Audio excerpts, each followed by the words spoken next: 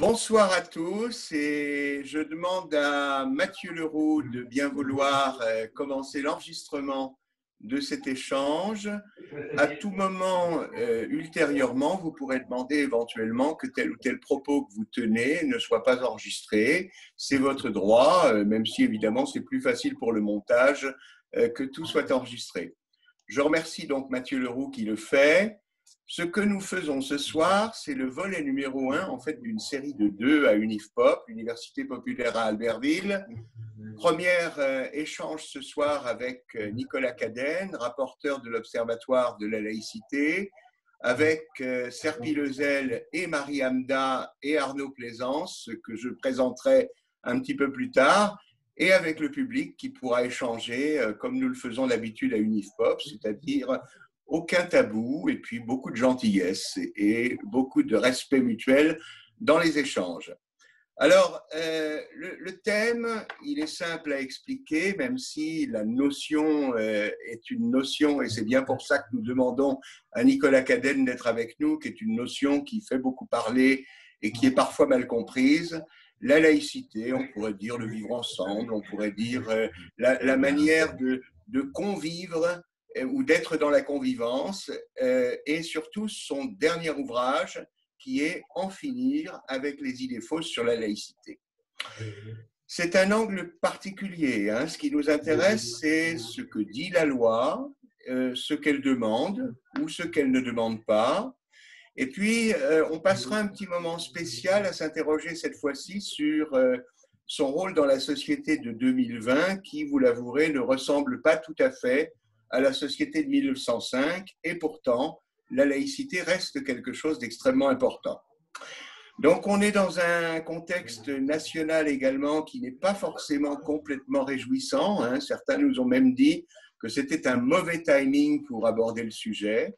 Nous, à Unifpop, nous avons au contraire considéré que c'était un bon timing parce que c'est au moment où les questions se posent qu'il est utile de pouvoir y réfléchir si nous voulons vivre ensemble dans la paix, ce qui est l'objectif d'Unifpop, mais aussi de la laïcité. Ce contexte spécifique, vous le connaissez, c'est à la fois donc l'assassinat d'un professeur qui tentait d'enseigner à sa manière cette laïcité. C'est également plus localement l'audition par la justice d'enfants et de parents suite à une suspicion d'apologie du terrorisme dans une école albertvilloise. Mais je dirais ça, ce sont, malgré leur gravité, des phénomènes qui sont des phénomènes à temps court. Le phénomène à temps long, c'est plus généralement une république une, indivisible, laïque et sociale, qui est parfois, il faut le dire, bien divisée, et parfois qui oublie même la parole de Jaurès, la République sera restée laïque si elle sait rester sociale. Enfin, en tout cas, c'est ce que quelques personnes peuvent penser. Alors, Nicolas Cadenne, un grand merci Nicolas d'être parmi nous ce soir. Nicolas Cadenne connaît Albertville. Il est déjà intervenu notamment pour des enseignants en formation et il réinterviendra au mois de janvier ou février pour une formation de 3 heures un vendredi après-midi qui sera ouverte aux militants associatifs, à des responsables municipaux, à des responsables territoriaux et également à des élus. Nicolas Cadenne est le rapporteur de l'Observatoire de la laïcité, dont il nous dira probablement quelques mots. Et il est donc quelqu'un qui travaille dans un organisme officiel. Cet organisme est placé sous l'autorité du Premier ministre, donc à Matignon, et il est un spécialiste juriste de la laïcité et pas que. Alors, Nicolas, c'est à vous que je parle dans un premier temps. La laïcité, cette vieille dame de 1905 et même d'avant, certains, vous le savez, la jugent un peu poussiéreuse. Et de nombreux pays ne la comprennent pas bien. Est-ce qu'elle est en forme, cette laïcité? Est-ce qu'elle est faite pour le nouveau monde de 2020? Et est-ce qu'elle est faite pour la France plurielle d'aujourd'hui? Ce sont les questions que nous allons vous poser. Alors, je vous propose d'intervenir pendant le temps que vous jugerez bon. sachant qu'ensuite, c'est Serpil Ezel qui posera la première question, Marie Hamda pourra le faire, et puis Arnaud Plaisance, et puis ensuite, tous les gens qui le veulent. Moi, comme d'habitude, les animateurs du NIFPOP doivent avoir à peu près 50 questions, donc c'est juste si les autres n'en ont pas assez. Alors, Nicolas, la parole est à vous. Comment se porte la laïcité? Merci beaucoup. Merci pour cette invitation. Alors, bonsoir à tous, bien sûr, d'abord. Merci à UNIFPOP pour cette invitation. Merci en particulier à Éric Rousseau. C'est toujours un plaisir et important d'échanger sur la laïcité, principe républicain essentiel sur lequel l'actualité nous ramène sans cesse et qui, bien sûr, reste pleinement un principe, adapté et actuel. Je vais expliquer pourquoi dans mon propos. Alors, si cela vous convient, je parle 3/4 d'heure à peu près, et puis ensuite on laisse le temps à l'échange. Ça nous convient tout à fait, et vous me permettez, si nécessaire, de vous demander de préciser telle ou telle chose au cours de votre propos. Donc, mais on se tient effectivement à 3/4 d'heure maximum, de façon à laisser vraiment la place à l'échange. Parfait. Alors, avant de commencer mon exposé sur la laïcité et sur toutes ces questions, je vais rapidement rappeler quand même ce qu'est l'Observatoire de la laïcité. C'est une commission qui a été créée par un décret du 25 mars 2007 par Jacques Chirac, mais finalement qui n'a été installée qu'en 2013 par François Hollande et renouvelée par Emmanuel Macron et Édouard Philippe avant d'être reconnu par la loi en 2018. L'Observatoire est effectivement une commission consultative placée auprès du Premier ministre, cependant transpartisane, composée de parlementaires de l'opposition comme de la majorité, composée de représentants des 8 ministères directement concernés, puis composée aussi de personnalités qualifiées reconnues pour leurs travaux sur la laïcité, personnalités dans lesquelles on retrouve des inspecteurs généraux de l'éducation nationale, des conseillers d'État, juristes, sociologues, etc. C'est une commission qui a principalement 4 missions. D'abord, bien sûr, d'observer. Chaque année, nous remettons un état des lieux, un rapport annuel, un état des lieux le plus précis et impartial possible au président de la République, au Premier ministre. Nous venons d'ailleurs de sortir notre dernier rapport annuel pour l'année 2019-2020. Il est déjà en ligne chez nous, d'ailleurs. Voilà, bravo. Et donc, qui fait cet état des lieux en se basant sur des remontées des administrations centrales et décentralisées et concentrées également, sur les enquêtes qualitatives et quantitatives que nous menons, sur les auditions des acteurs de terrain que nous menons systématiquement chaque année, sur nos déplacements de terrain, puisque nous en faisons énormément. Nous avons fait plus de 1000 déplacements partout en France. Nous avons été dans tous les départements de l'Hexagone, mais aussi en Outre-mer. Notre deuxième mission, c'est de conseiller le gouvernement sur toute action ou politique publique qui concerne la laïcité ou qui concerne la gestion des faits religieux.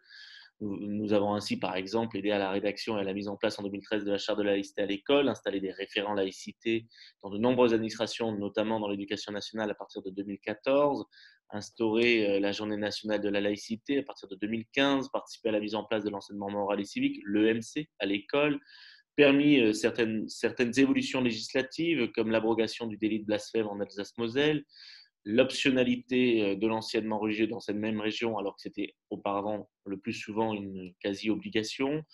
Nous avons permis également d'autres évolutions d'ordre réglementaire sur lesquelles je pourrais revenir si vous le souhaitez. Troisième mission, c'est d'informer le grand public, d'être à son service. On est une sorte de service public de la laïcité. Nous répondons dans un délai maximum de 48 heures à toute sollicitation qui nous est faite par des citoyens, des élus, des associations, des collectivités locales, etc. Nous avons édité différents guides pratiques pour notamment rappeler ce que la laïcité permet, mais aussi ce qu'elle interdit, pour indiquer les réponses à toute problématique qui soit liée aux faits religieux ou à la laïcité dans différents domaines.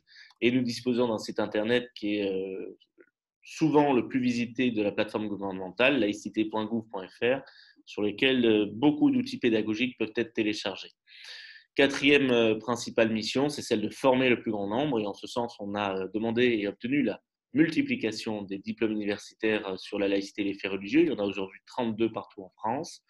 Nous avons recommandé puis conçu ou co-conçu différents plans nationaux de formation à la laïcité, dont le plus connu est le plan Valeurs de la République et laïcité, dont nous avons confié le pilotage à l'ANCT, l'Agence nationale de la cohésion des territoires, et au CNFPT, le Centre national de la fonction publique territoriale. Directement ou indirectement, nous avons formé déjà plus de 350 000 acteurs de terrain. Voilà pour ce qui est de l'Observatoire. Donc, cela étant précisé, sur le fond de notre sujet de ce soir, on peut le dire clairement, le principe de laïcité est l'occasion de très nombreux débats et des débats parfois très vifs, on le voit bien. Et cela parce que chacun a tendance à avoir sa propre définition de la laïcité. Et donc aussi cela parce que les termes du débat ne sont pas toujours les bons et que les sujets sont mélangés. Notamment, bien sûr, par exemple, entre terrorisme, radicalisation, manifestation du fait religieux. Cela aussi parce que la laïcité renvoie à des convictions personnelles et peut conduire à l'expression non pas, et c'est un paradoxe, non pas de la raison, mais plutôt de la passion. Et ces débats peuvent alors conduire à une mauvaise compréhension de ce qu'est la laïcité et puis ainsi la mettre en difficulté en tant qu'outil de cohésion nationale. Quant à l'extrémisme religieux, qui se renforce en période de trouble, il constitue bien sûr une menace sérieuse, durable, face à notre cadre laïque qui est, et c'est heureux, refuse qu'au sein de notre démocratie, la foi puisse dicter la loi. Alors je le disais à l'instant, il n'y a jamais eu intellectuellement une seule conception de la laïcité, une seule conception intellectuelle, parce qu'on le sait bien, chacun a toujours tendance dans ce domaine à identifier sa propre vision subjective à la laïcité dans l'absolu. Mais le cadre juridico-politique laïque français, qui est défini par nos textes fondateurs, en particulier par la loi du 9 décembre 1905, ce cadre ne peut pas connaître une application à géométrie variable selon les époques, les circonstances et les convictions des uns et des autres. La laïcité, elle garantit les mêmes droits et suppose les mêmes devoirs pour chacune et chacun d'entre nous. Donc si depuis sa conception même des visions intellectuelles ou philosophiques divergentes de la laïcité s'affrontent, pour ce qui est de son application concrète, quotidienne, on doit s'en tenir à la laïcité telle qu'issue de l'histoire française, telle que définie par nos textes juridiques et telle que reprise par notre Constitution. Et de ce point de vue-là, il n'y a qu'une seule laïcité qui n'a pas besoin d'être adjectivée, ça ne ferait qu'en minorer la portée. Alors la laïcité, juridiquement, c'est quoi ? Pour faire très simple, c'est la séparation entre les organisations religieuses et l'État. Il en découle la neutralité de celui-ci et de l'administration publique en général, et son impartialité vis-à-vis des citoyens, quelles que soient leurs convictions ou religions. Donc jusque-là, tout le monde est à peu près d'accord. Mais si on va plus loin, comment s'applique la laïcité sur le terrain ? Qu'est-ce qui est autorisé ? Qu'est-ce qui est interdit ? Qui est soumis à la neutralité et quand ? A-t-on le droit de manifester ses convictions dans l'espace public ? Qu'en est-il de la gestion des faits religieux dans l'entreprise privée ? Et puis d'ailleurs, d'où vient la laïcité ? Comment a-t-elle été pensée ? Est-ce une exception française ? Toutes ces questions, elles renvoient à tout un tas d'idées reçues, largement répandues au sein de la population. Cela aussi parce qu'on peut le reconnaître, nombre de prescripteurs d'opinion, des éditorialistes, des polémistes, des intellectuels, des journalistes, des personnalités politiques, etc., se laissent souvent aller à la petite phrase qui fera le buzz ou au culte du clash et de l'immédiateté, renforcé bien sûr par l'information en continu et par les réseaux sociaux. Alors ce soir, moi dans mes propos, je vais essayer, et puis ensuite dans nos échanges, je vais essayer avec vous de prendre le temps d'aller au fond des interrogations de chacun sur tout un tas de ces thématiques. Alors, pour l'essentiel, la définition juridique de la laïcité française, pour aller un peu plus loin, elle découle de 5 textes importants. Les articles 1er, 4 et 10 de la Déclaration des droits de l'homme et du citoyen de 1789 sur l'égalité des droits, sur la liberté de chacun et celle d'autrui et sur la liberté de manifester ses convictions. Elle découle aussi des lois Ferry de 1881 et 82, complétées par la loi Goblet de 1886 sur l'école publique laïque. Puis bien sûr de la loi du 9 décembre 1905 qui concerne la séparation des églises et de l'État. Puis par la suite, il y a eu différentes évolutions législatives qui ont pu être apportées sur des points d'ordre pratique et puis une fois de façon plus importante concernant certains usagers avec la loi du 15 mars 2004 qui interdit aux élèves des écoles, collèges et lycées publics, puisque cette loi ne s'applique pas dans le privé, la manifestation ostensible par le port de tenues ou de signes de son appartenance religieuse. Donc les signes ostensibles, pour faire simple, sont interdits. Puis enfin, vous avez une jurisprudence abondante, en particulier du Conseil d'État, qui est considéré comme le véritable régulateur de la laïcité française, qui permet de préciser l'application concrète de notre principe de laïcité. Du droit positif français, on retient surtout dans le débat public la loi du 9 décembre 1905. Paradoxalement, si le mot laïcité n'apparaît pas dans cette loi, c'est bien cette loi qui en synthétise le cadre général. Et ce cadre général, il repose sur 3 fondements essentiels. La liberté absolue de conscience et la liberté de religion et de culte, de laquelle découle la liberté vis-à-vis aussi de la religion, et celle aussi de manifester des convictions, quelles qu'elles soient, religieuses ou non, mais toujours dans les limites de l'ordre public. Donc, on peut en France pratiquer et promouvoir une religion, mais on peut aussi la contester et la critiquer. Tout ça dans le respect mutuel. Deuxième fondement, c'est la séparation des institutions publiques et des organisations religieuses, de laquelle découle la stricte neutralité de l'État et de l'administration publique, mais pas celle des usagers. On y reviendra. Troisième fondement, l'égalité de toutes et tous devant la loi et devant l'administration publique, quelles que soient leurs convictions ou leurs croyances, qui est garantie par cette stricte neutralité, mais aussi parce que l'État laïque est dès lors indifférent aux convictions ou aux croyances de chacun. Et de cet ensemble de principes et de valeurs que je viens de rappeler, découle notre citoyenneté commune, qui suppose les mêmes droits et les mêmes devoirs pour toutes et tous, et qui contribue à l'idéal républicain de fraternité. Donc la laïcité, ce n'est pas une valeur supplémentaire à ajouter au triptyque républicain liberté, égalité, fraternité, mais c'est plus exactement ce principe juridico-politique qui, vis-à-vis des convictions de chacun, permet la parfaite déclinaison de notre devise républicaine, liberté de conscience, égalité de tous dans le droit, fraternité permise par la citoyenneté commune. Alors la laïcité telle que je l'ai rapidement définie ne correspond pas à un système d'organisation qui est particulièrement commun ailleurs dans le monde, ce qui peut créer d'importantes incompréhensions à l'étranger, on l'a encore vu dernièrement, mais aussi jusque dans nos propres perceptions individuelles en France. Le représentant du Quai d'Orsay du ministère des Affaires étrangères, membre de l'Observatoire de la laïcité, qui est actuellement l'ambassadeur Jean-Christophe Possel, intervient régulièrement à l'étranger à notre demande parce qu'il est important de bien expliquer notre système laïque français, spécifique, produit de notre histoire française, et donc souvent interprété à tort comme étant anti-religieux en particulier.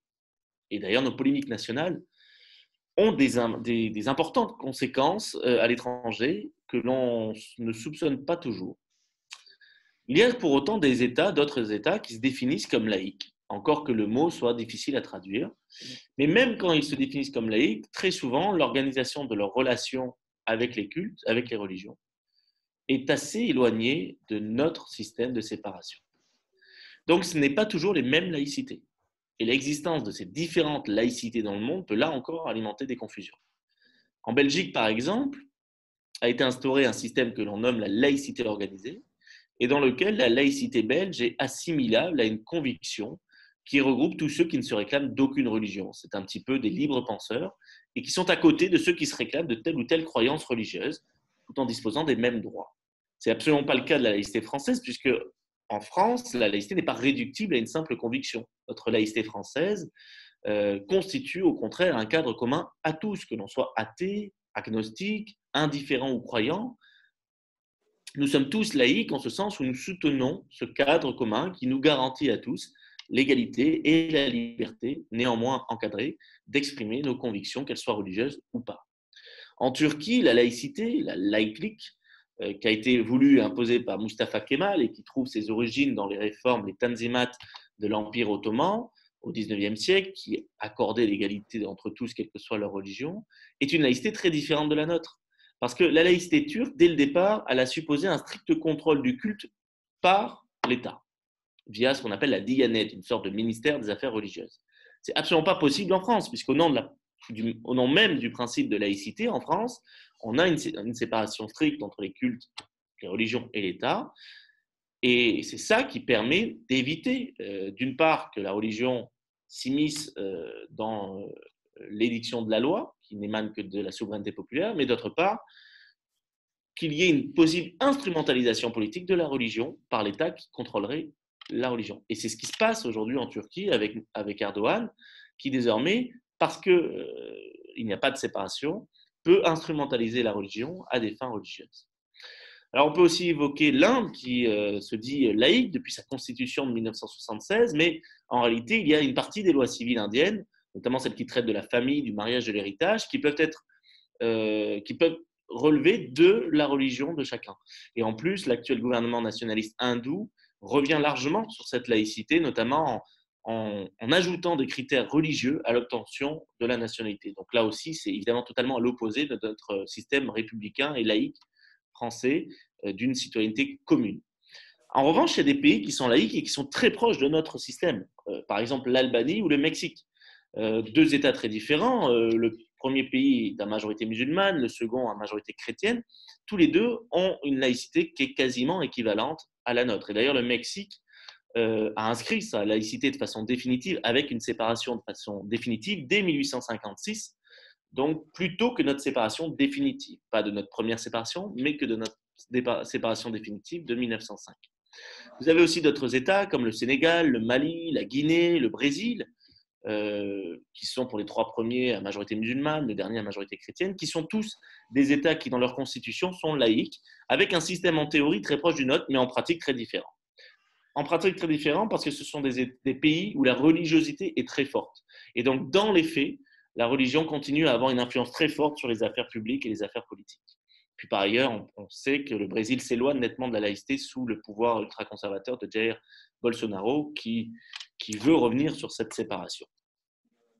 Après, il y a des États qui ne se définissent pas comme laïcs, mais qui ont un système de séparation assez proche du nôtre, comme l'Écosse, qui se distingue de l'Angleterre au sein du Royaume-Uni et qui se sépare de toute église d'État.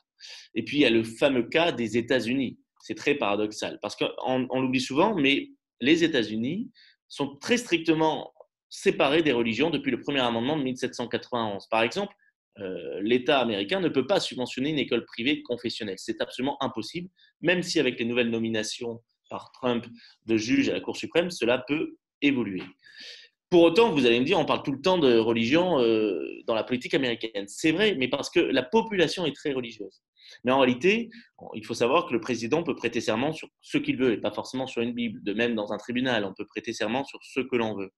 Néanmoins, effectivement, on parle tout le temps de religion et on a même ajouté la devise In God We Trust sur les billets de banque, même si en réalité, c'est assez récent, c'est dans les années 50 et c'était pour faire face à l'athéisme du communisme en pleine guerre froide. Et puis, la logique de séparation américaine est distincte de la logique de séparation française. En fait, historiquement, la logique américaine, elle découle du fait que vous avez des immigrés américains, qui étaient d'ailleurs parfois contraints à l'exil pour justement pouvoir pratiquer librement leur religion, qui ont constitué un État et qui ne voulaient surtout pas que ce nouvel État qu'ils construisaient les enquiquine sur leurs pratiques religieuses. Alors qu'en France, à l'inverse, il s'agissait de se libérer d'une emprise très forte de l'Église catholique, de la religion, sur l'ordre politique et sur la vie sociale, sur l'État lui-même, et d'assurer les mêmes droits pour tous, que l'on soit catholique ou non. Donc on voit que pour arriver à ce système de séparation, ce sont deux logiques tout à fait inverses. Et donc, en fait, on a en France un État qui est laïque, bien sûr, mais aussi une population qui est très sécularisée. Alors qu'aux États-Unis, certes, l'État est laïque et séparé, mais en réalité, la population est très religieuse, ainsi que la classe politique. On peut aussi évoquer plus proche de nous la Tunisie, qui se rapproche de notre système laïque depuis sa réforme constitutionnelle de 2014, mais qui reste quand même dans une vraie ambiguïté. Rappelons aussi que certains États sont toujours à religion d'État, y compris en Europe, même si en réalité, dans les faits, et sous pression de l'Union européenne et de la Cour européenne des droits de l'homme, nous avons une égalité de droits entre tous les citoyens. Après, le modèle qui a tendance à se généraliser et qui est le plus répandu, c'est celui dit collaboratif, qui en fait se rapproche un peu de notre ancien système concordataire, c'est-à-dire que vous avez les principaux cultes présents dans le pays qui vont être reconnus par l'État et qui vont pouvoir être subventionnés par l'État concerné. Donc ça, ce système, on le retrouve dans des pays très différents, comme la Russie, le Canada, la Slovaquie, la Pologne, Singapour, l'Espagne, l'Italie, l'Allemagne, le Portugal, l'Autriche, ou encore l'Indonésie, qui est le pays qui compte le plus de musulmans dans le monde.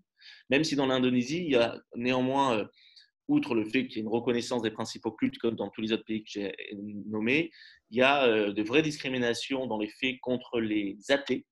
Et ça découle de l'époque du dictateur Suharto qui, pour s'opposer à l'athéisme du communisme, avait persécuté les athées. Bref, j'en reviens désormais à la France.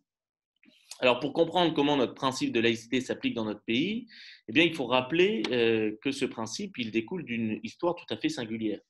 Euh, le défi essentiel de la laïcité, c'est d'être un formidable outil de cohésion nationale. Et l'histoire de France a permis, bien sûr,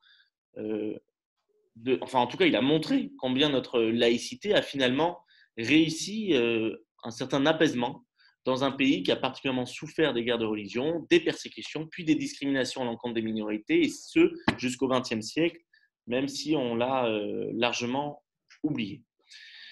Alors, je ne vais pas refaire toute l'histoire, mais comme vous le savez, dans ce pays, les sujets qui n'adoptaient pas la religion du roi, le catholicisme à l'époque, étaient persécutés, les libres penseurs, les protestants, les juifs, etc.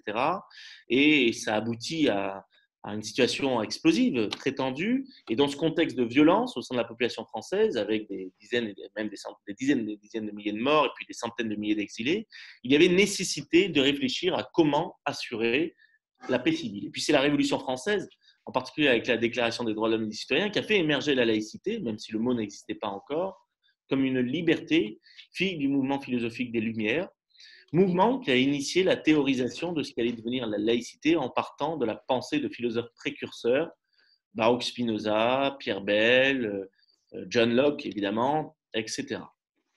Puis pour accéder enfin à cette laïcité, eh bien, comme le déclarait le pasteur protestant et député Jean-Paul Rabot-Saint-Étienne, un des auteurs de l'article 10 de la Déclaration des droits de l'homme et du citoyen en 1789, eh bien, il disait qu'il fallait aller plus loin que la tolérance. Il disait à propos de la tolérance, je demande que ce mot soit proscrit parce que c'est un mot injuste qui ne nous présente que comme des citoyens dignes de pitié, comme des coupables auxquels on pardonne, ceux que le hasard, souvent, et l'éducation ont amené à penser d'une autre manière que nous. L'erreur n'est point un crime. Celui qui la professe la prend pour la vérité. Elle est la vérité pour lui. Il est obligé de la professer et nul homme, nulle société n'a le droit de lui défendre. Donc pour Rabot-Saint-Étienne, la tolérance, elle ne suffit pas. Il faut assurer plus que le vivre ensemble, il faut assurer le faire ensemble, dans un cadre commun à tous, dont l'arbitre est l'État, neutre et impartial, et pour ce faire, séparé des organisations religieuses. Donc la première séparation des églises et de l'État, elle date en France du décret de François-Antoine de Boissy d'Anglas en 1795. Mais vous le savez, il faudra attendre 1905 pour que cette séparation soit définitive. Entre-temps, l'État n'était plus laïque, il reconnaissait et rémunérait certains cultes sous le régime du concordat et des articles organiques, il octroyait une place considérable à la seule Église catholique dans l'éducation des enfants, et ce jusqu'aux lois Ferry et Goblet de 1881, 82, 86 qui instaurent l'école publique laïque. Et puis après plus d'un siècle d'avancée, de recul de la laïcité, vous avez cette loi de 1905 concernant la séparation des églises, c'est-à-dire des organisations religieuses et de l'État, qui s'impose comme une loi de paix civile et qui est conclue essentiellement grâce à la détermination de Briand, Aristide Briand, qui était rapporteur de la loi, Ferdinand Buisson, président de la commission parlementaire, Francis de Pressensé, qui était fondateur de la Ligue des droits de l'homme et député, et puis Jean Jaurès, évidemment, le plus célèbre député du Tarn, avec aussi, bien sûr, mais c'est un peu plus tardif, le soutien au Sénat de Georges Clemenceau. Alors, après, pour aller un peu plus vite, il y a eu le refus de l'Église catholique d'adopter la loi jusqu'en 1924, et encore uniquement en créant des associations diocésaines, à peu près l'équivalent des associations cultuelles créées par la loi de 1905. Puis il y a eu le deuxième conflit mondial, durant lequel le régime de Vichy est largement revenu sur la laïcité, en particulier à l'école. Et puis d'ailleurs, bien sûr, l'école a toujours été au cœur des polémiques. Après, il y a eu ce qu'on appelait la guerre scolaire à propos du subventionnement public d'écoles privées confessionnelles, avec les lois Marie et Baranger, et puis la loi Debré de 1959 sur le caractère propre des établissements privés. On pourrait parler aussi de la loi de Carle de 2009. Donc, si la question scolaire n'est pas la seule, elle reste très présente dans le débat sur la laïcité française. On pourrait venir sur l'affaire de Creil en 1989, qui a abouti à de nombreux débats qui se sont poursuivis jusqu'en 2003 avec la commission Stasi, qui a abouti à la loi de 2004, mais on pourra y revenir si vous voulez. Il y a aussi la loi de 2010 sur l'interdiction de la dissimulation du visage en public, mais qui n'est pas une loi de laïcité, c'est une loi qui se fonde sur la sécurité publique et sur l'interaction sociale, donc c'est-à-dire de pouvoir identifier une personne dans la rue et de pouvoir savoir à qui l'on parle. Donc cette loi qui visait surtout le voile intégral vise d'ailleurs toute dissimulation du visage et comporte bien sûr des exceptions dès le départ. Et d'ailleurs, en ce moment, on la connaît bien, cette exception, notamment pour des raisons sanitaires. Donc, dans ces cas-là, bien sûr, on peut bien sûr porter des masques. Alors, si on constate encore aujourd'hui des difficultés à définir la laïcité française, c'est en raison des confusions que j'ai évoquées rapidement, mais c'est aussi parce que la laïcité, elle se vit au quotidien sur le terrain. Et pour comprendre comment s'applique le principe de laïcité, il faut retenir qu'il repose sur un juste équilibre entre les libertés individuelles et le respect du cadre collectif. Et cet équilibre, il suppose la distinction de 4 espaces. D'abord, l'espace privé personnel, qui est en fait le domicile privé ou le lieu de rencontre privé. Dans cet espace, chacun est libre d'exprimer ses convictions à peu près comme il l'entend, dès lors qu'il respecte la loi commune et donc, par exemple, qu'il ne trouble pas le voisinage. Ensuite, il y a l'espace administratif, c'est l'espace de l'État, celui des collectivités locales, des services publics, de tous ces lieux qui hébergent une mission de service public. Et dans cet espace, eh bien, les bâtiments, les murs, les façades et tous les agents publics, tous ceux qui exercent la mission de service public, qu'ils soient de droit privé ou de droit public, sont soumis à la neutralité parce qu'ils représentent l'administration publique. Et les usagers, en revanche, eux, sont libres d'exprimer des convictions, de porter des signes, mais dès lors qu'ils ne troublent pas l'ordre public, dès lors qu'ils ne perturbent pas le bon fonctionnement de cet espace administratif des services publics. Il y a aussi le cas particulier des élèves, depuis la loi 2004, qui ne sont pas soumis dans le public à la neutralité, mais qui sont soumis à un fort devoir de discrétion. Ils peuvent porter des signes discrets, mais pas de signes ostensibles. Parce qu'il a été considéré, dans une phase d'acquisition des bases du savoir, à un âge où on doit pouvoir développer librement son esprit critique, ses propres convictions, et bien d'éviter des pressions pour porter tel ou tel signe ostensible, et donc de rester discret sur ses appartenances religieuses. Le troisième espace, c'est l'espace social privé, c'est-à-dire l'espace où l'on travaille ensemble, comme l'entreprise privée ou l'association privée, qui n'a pas de mission de service public. Donc là, le principe, c'est la liberté. Chacun peut faire à peu près ce qu'il veut, mais pour autant, en réalité, il y a de nombreuses réserves. C'est-à-dire qu'il faut respecter des règles d'hygiène, de propreté, de sûreté, de sécurité, mais aussi parfois des intérêts économiques propres à l'entreprise ou des intérêts sociaux propres à l'association, ou bien sûr la bonne marche de l'entreprise ou de l'association. Et par ailleurs, le prosélytisme peut tout à fait être interdit, sachant, je le précise, que le prosélytisme, ce n'est pas le simple port d'un signe, c'est un complément prosélytisme. Ce sont des paroles, des actes ou des écrits qui visent à susciter l'adhésion d'autrui à ses propres convictions. Le dernier espace, quatrième, c'est l'espace partagé, c'est l'espace commun à toutes et à tous, la rue, la place, les jardins publics, la plage par exemple. Dans cet espace, ça renvoie à l'article 10 de la Déclaration des droits de l'homme et du citoyen, chacun peut exprimer des opinions, des convictions. Il peut même y avoir, bien sûr, des manifestations politiques, syndicales ou religieuses. Tout cela est possible, mais cela doit être déclaré préalablement en préfecture et c'est encadré par les pouvoirs de police, du maire ou du préfet. Donc on le voit, les règles qui découlent du principe de laïcité et qui concernent l'expression des convictions ne s'appliquent pas de la même façon selon l'espace concerné, selon le statut professionnel que l'on a. Parce que quand on exerce une mission de service public, quand on est agent public, eh bien, on ne représente pas notre individualité. On représente l'administration publique qui doit, elle, servir de la même façon tous les citoyens de la nation dans sa diversité convictionnelle et sans distinction. Et donc, quand on est agent public, quand on exerce une mission de service public, on est soumis à une stricte neutralité qui n'est d'ailleurs pas que religieuse, qui a toujours été étendue à toute conviction politique, philosophique ou syndicale, à l'exception bien sûr des représentants syndicaux dans l'exercice de leurs fonctions. Alors aujourd'hui, quel est le contexte général quant à l'application de notre laïcité? Eh bien, déjà, on peut avouer que durant les 30-40 dernières années, on pensait collectivement que la laïcité était une évidence et que sa définition ne faisait l'objet d'aucune confusion ou contestation. Sauf qu'en abandonnant un travail important de pédagogie, d'explicitation de ce qu'est notre laïcité sur le terrain, on a laissé le champ libre à la fois à des contestations et à des instrumentalisations de ce principe. Malgré les terribles attentats que la France subit toujours, on pense bien sûr à l'assassinat dernièrement, ça a été évoqué par un terroriste islamiste du professeur Samuel Paty, puis à celui de plusieurs fidèles catholiques à Nice, des attentats que l'on subit depuis longtemps, depuis 2012, si l'on remonte aux tueries de Toulouse et Montauban, et qui nous renvoie à une problématique qui sort largement du seul champ de la laïcité. Il y a un point rassurant, c'est que pour le moment, et souhaitons que ça continue, la France reste attachée à son modèle de citoyenneté, à sa laïcité et à son état de droit. Mais en période de crise multiple, on constate une polarisation de la société française. En parallèle d'une sécularisation qui continue, il y a toujours plus de citoyens qui s'éloignent du religieux, et ce d'ailleurs dans toutes les religions, même dans l'islam, 2 fois plus de personnes en sortent que n'en rentrent. On constate une réaffirmation de marqueurs identitaires religieux de la part de certains croyants, et cela dans toutes les religions. Avec bien sûr, pour ce qui concerne la visibilité, une particularité du culte musulman via des signes extérieurs, et pour ce qui concerne la pratique et le prosélytisme, une particularité du culte protestant évangélique, qui est d'ailleurs aujourd'hui le plus en expansion dans notre pays. Il y a un temple protestant évangélique qui se construit tous les 10 jours.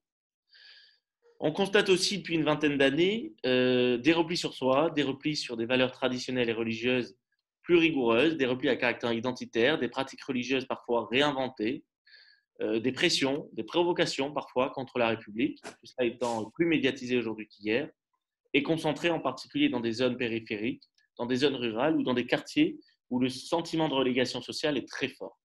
Donc, il n'est pas très surprenant de constater en parallèle une forte crispation autour de la visibilité et de l'expression religieuse, qui touche d'abord l'islam, mais qui s'étend à d'autres religions. La forte crispation autour de la visibilité de l'expression religieuse, je le dis, touche d'abord l'islam en raison du contexte des attentats islamistes et des confusions malheureuses, assez scandaleuses qui sont faites avec eux, en raison aussi d'une trop faible mixité sociale qui conduit à l'opposition entre personnes qui dès lors ne se comprennent plus, en raison d'une surreprésentation de la population de confession musulmane dans des catégories socio-professionnelles les plus fragiles, en raison aussi de la relation complexe entre la France et l'islam, du fait notamment de son histoire coloniale. Et puis aussi, on peut évoquer une exacerbation de l'identité religieuse à travers des courants plus rigoristes qui sont issus, pour ceux qui concernent l'islam, dont le développement auprès de jeunes publics a pu être aussi facilité par des ingérences étrangères, en particulier issues des pays du Golfe depuis les années 90, alors même que face à cela, il y avait peu de contre-discours, peu d'offres alternatives, du fait d'un culte musulman très divisé quand même, trop souvent dépendant de pays étrangers, ce qu'on appelle l'islam consulaire, et qui ne répond pas du tout aux jeunes générations, du fait aussi du départ de services publics de certaines zones d'habitation, d'un affaiblissement des idéologies séculières, c'est-à-dire socialisme, capitalisme, libéralisme, etc., mais aussi d'un affaiblissement malheureusement de l'éducation populaire. Alors reste que si les tensions sont évidentes, beaucoup renvoient à des difficultés qui en réalité ne sont pas toujours liées à la laïcité non plus. Et la laïcité, on le sait bien, ça devient un peu un concept fourre-tout pour définir des situations qui relèvent d'une multitude de champs, tels que la lutte contre le terrorisme, la sécurité, l'incivilité, etc. Et tous ces sujets ne sont pas directement liés à la laïcité. Mais on sait que la laïcité, et ça a été dit tout à l'heure, suppose en revanche une lutte constante contre toutes les inégalités, contre toutes les discriminations, qu'elles soient de genre, qu'elles soient urbaines, qu'elles soient sociales, qu'elles soient scolaires, qu'elles soient ethniques. Voilà, ça je l'ai évoqué, il faut vraiment avoir une attention particulière qui soit portée sur la mixité sociale, parce que c'est un vrai point de vigilance dont il est à la racine de grandes difficultés. S'il y a trop peu de mixité sociale, les individus sont amenés à se constituer en communautés relativement homogènes, porteuses du risque d'une pression sociale, notamment religieuse, sur des habitants. Et dans ce contexte complexe, évidemment, on ne doit surtout pas céder au culte du clash, au culte de l'immédiateté, comme le font bien trop souvent beaucoup de prescripteurs d'opinion, qu'ils soient chroniqueurs, qu'ils soient intellectuels, qu'ils soient journalistes, responsables politiques parfois, etc. On doit au contraire prendre le recul nécessaire à l'analyse, parce qu'il y a des problèmes, bien entendu, mais bien sûr, ils ne sont pas pour autant généralisables, et puis surtout, ça ne sert à rien de les crier sous tous les toits si on n'y apporte pas des solutions. Et donc, l'objet aussi de l'Observatoire de la laïcité, c'est d'apporter des solutions efficaces, de réaliser des outils pour les acteurs de terrain. Donc, c'est ce que l'on fait. Nos outils sont très bien reçus. Il faut bien entendu davantage les diffuser. Alors, je vais peut-être pas tout de suite en venir à des cas pratiques, à des confusions courantes sur le terrain, mais on On pourra pourra les aborder après, oui, l'aborder oui. après. Donc, je peux déjà entrer dans ce On peut débat. passer à l'échange. D'accord. Ben, écoutez, Nicolas, un très grand merci déjà parce que c'est un tour de force, hein, tour de force d'expliquer des notions si complexes de façon concise et de façon précise. Donc, je vous en remercie. Alors, vous connaissez Albertville. Albertville, c'est une ville qui est située à la montagne, mais c'est aussi une ville qui, outre sa nature exceptionnelle, a ses cultures tout à fait exceptionnelles, à la fois un certain nombre de gens qui viennent de là, et puis d'autres qui sont venus d'ailleurs et qui viennent de là aussi, et notamment une population qui a des identités multiples, qui en est heureuse, contente, qui les revendique, et ce qui donne à cette ville, je dirais, outre beaucoup d'autres avantages, un caractère particulier. Alors, j'en profite pour saluer, il se présente comme tel, un citoyen auditeur qui vient à titre personnel et laïque, qui n'est autre que le maire d'Albertville, et à qui, a priori, on ne donnera pas la parole tout de suite. Et puis, je salue tous les autres. Ils sont extrêmement divers et on vous les décrira un jour. Et puis, on aura le plaisir de vous réaccueillir dans la cité et on vous présentera tout ce monde-là. Je voudrais donner la parole dans un premier temps. Alors, j'ai dit tout à l'heure à Serpil, je pense que ça serait plus juste de la donner à Marilyn Amda. Marilyn Amda, nous avons, alors, entre unif-popistes, c'est-à-dire gens qui partagent le goût de l'éducation populaire dont vous parliez tout à l'heure et l'intérêt pour la chose publique également, on a parlé de ce qui s'est passé ces derniers temps en France, on a parlé de ce qui s'est passé ces derniers temps dans notre région d'Albertville, et on essaye par différents moyens, de façon associative, mais également avec l'aide des élus, je dirais, d'instaurer une convivence et une convivialité et une bonne entente et une bonne compréhension entre tous les citoyens. Or, il y a un certain nombre de faits qui parfois interrogent, et la laïcité pose un certain nombre de ces questions. Marilyn va dans un premier temps intervenir pour nous poser des questions et vous pourrez y répondre. Serpil posera un certain nombre de questions aussi. Ça sera ensuite Arnaud Plaisance, qui est le directeur général des services de la ville d'Albertville et que la mairie a très gentiment autorisé à participer à cette visioconférence avec nous, qui pourra lui aussi échanger avec vous. Donc Marilyn, vous avez la parole. Oui, bonjour. Alors, je m'appelle je vais quand même rapidement me présenter. Donc, je suis Marilyn Amda. Je suis d'abord maman de 4 enfants et puis je travaille aussi en Suisse dans l'industrie pharmaceutique au sein d'un service ressources humaines. Donc, ma première question pour vous, Monsieur Cadenne, c'est vous pointez du doigt en fait toutes les barrières à la laïcité dont malheureusement cette mixité sociale qu'on n'a pas. Et la première question que je voudrais vous poser, c'est quelles sont selon vous les solutions pour pouvoir pallier à cette problématique? Merci beaucoup. Alors, elles sont nombreuses, mais encore, elles supposent énormément d'engagement et de politiques publiques très diverses sur des champs très divers. Alors, bien sûr, il y a toujours à prendre en compte deux aspects, l'aspect répressif et l'aspect préventif. Il faut sanctionner lorsque nécessaire et donner des outils aux acteurs de terrain, aux élus, à l'administration pour faire face à certaines provocations ou à certaines attaques. C'est un petit peu d'ailleurs l'objet du projet de loi en cours, auquel on pourra revenir, qui vise à conforter les principes, le respect par tous des principes de la République. On pourra y revenir et l'Observatoire de la laïcité a fait tout un tas de préconisations qui ont été reprises et qui sont intégrées dans ce projet de loi pour distinguer les associations loi 1905 et loi 1901 pour ne pas créer de confusion des genres entre ce qui relève du cultuel et du socio-culturel, pour renforcer le contrôle sur les financements des associations cultuelles, pour renforcer leur transparence, pour éviter les ingérences étrangères également.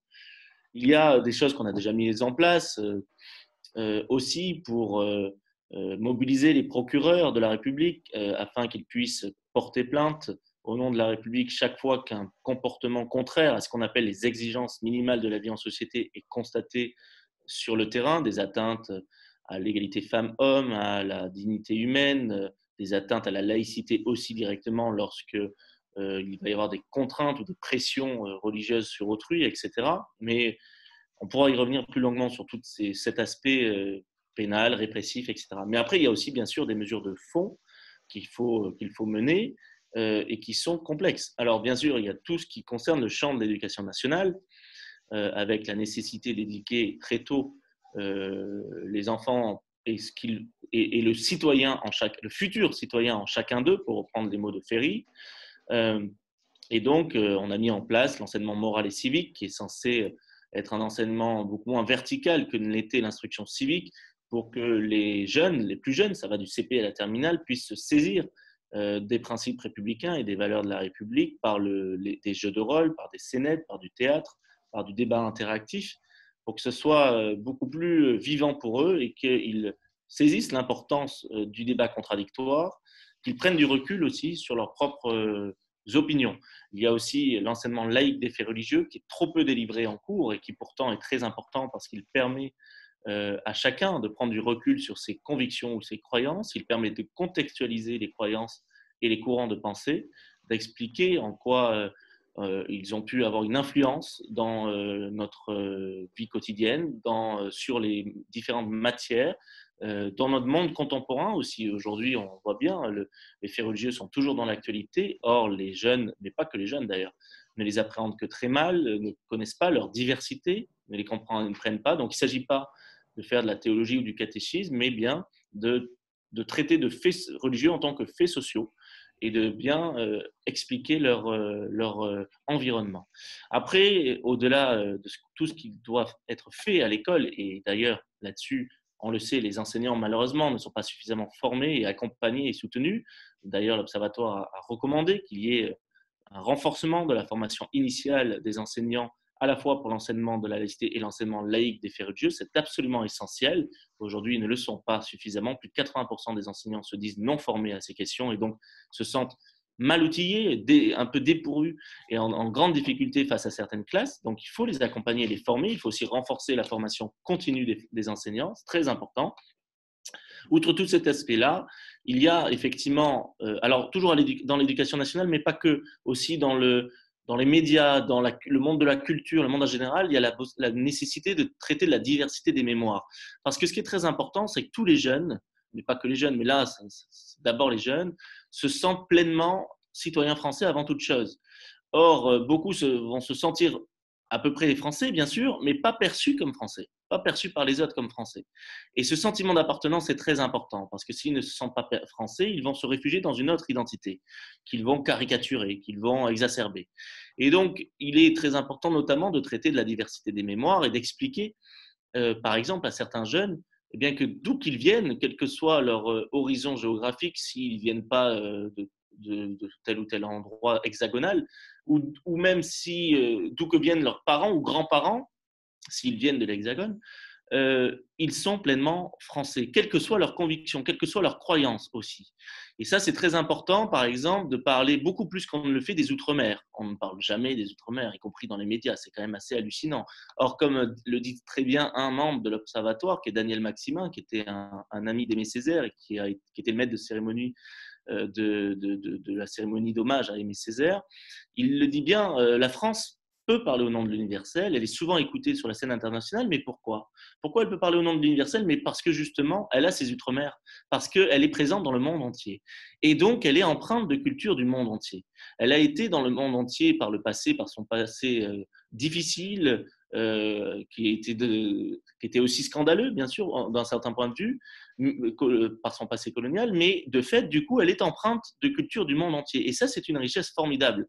Et donc, il faut savoir parler de personnalités comme Henri Sidan-Barôme, pour parler des Antillais, Sarda Garriga, pour parler de la Réunion, je ne sais pas moi, Léopold Sédar Senghor, pour parler de l'Afrique subsaharienne, bien sûr, l'émir Abdelkader, pour parler de l'Algérie et du Maghreb, Deo Ventri, pour parler de l'Asie du Sud-Est, toutes ces personnalités qui ont énormément fait pour l'histoire commune, pour l'histoire de France, mais qui sont totalement méconnus des jeunes Français, mais aussi des Français d'ailleurs en général.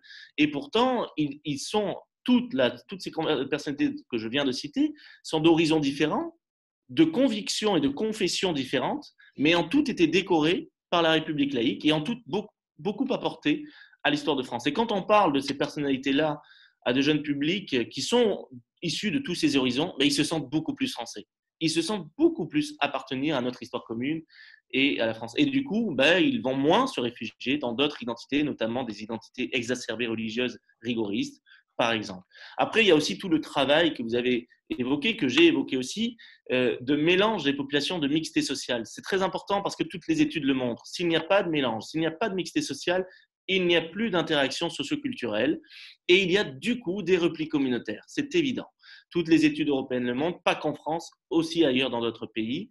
C'est absolument essentiel de mélanger les populations pour casser un sentiment aussi de défiance vis-à-vis de l'autre, par méconnaissance, de peur aussi, et pour qu'il y ait des interactions socioculturelles qui fassent que chacun prenne du recul sur leurs propres convictions ou sur leurs propres croyances, développe son esprit critique, développe son approche sur tout un tas de sujets de société et sur les croyances aussi. Or, ce n'est pas suffisant aujourd'hui. On a des zones d'habitat extrêmement ghettoisées, ségrégées. On a des écoles qui ne sont plus du tout mélangées. Et donc, on a des replis communautaires dans ces écoles, dans ces structures sportives, dans ces structures associatives, dans ces habitats. Donc là, il y a un énorme travail à faire pour recréer du lien social et culturel, pour que chacun puisse avoir tout un tas de points de vue autour de lui. Et donc, finalement, s'ouvrir à l'autre positivement et ne pas se replier sur des identités exacerbées et qui peuvent parfois être dangereuses parce que manipulées par des endoctrineurs. On pense en particulier en ce moment aux endoctrineurs islamistes. Donc, voilà quelques pistes essentielles, mais on pourrait en parler des heures. Il faut à la fois des mesures d'ordre répressif, bien sûr, parce qu'il faut outiller les acteurs de terrain et l'État face à certaines dérives scandaleuses et dangereuses, mais il faut aussi faire tout ce travail de fond essentiel qui s'attaque à la racine des maux, MAUX, des difficultés, parce que sinon, si on ne reste que sur l'aspect répressif, et pourtant l'Observatoire en a apporté des aspects répressifs, on pourra y parler, ça ne suffit pas, ça ne suffit évidemment pas, les difficultés se reproduiront toujours. Je propose à Marilyn de poser encore une ou deux questions et puis on passera à Serpi après. Allez-y, Marilyn. Est-ce que je peux rebondir, oui, volontiers, sur les 3 points justement que vous venez de citer. Vous parlez de sanctionner. Récemment, on a justement sanctionné, je pense que vous avez ouï dire, entendu parler de cette histoire de ces enfants qui ont été sanctionnés, parce que c'est bien là le terme, pour avoir discuté justement avec les parents de ces enfants. J'ai eu qui me disait les questions qu'on nous a posées parce qu'on avait peur de la radicalisation, c'est est-ce que vous priez, est-ce que vous allez à la mosquée, donc quelles sont vos lectures, qu'est-ce qu'il y avait d'autre, est-ce que vous ne pensez pas qu'il faudrait aussi revoir ces critères de radicalisation? Parce que ce n'est pas parce qu'on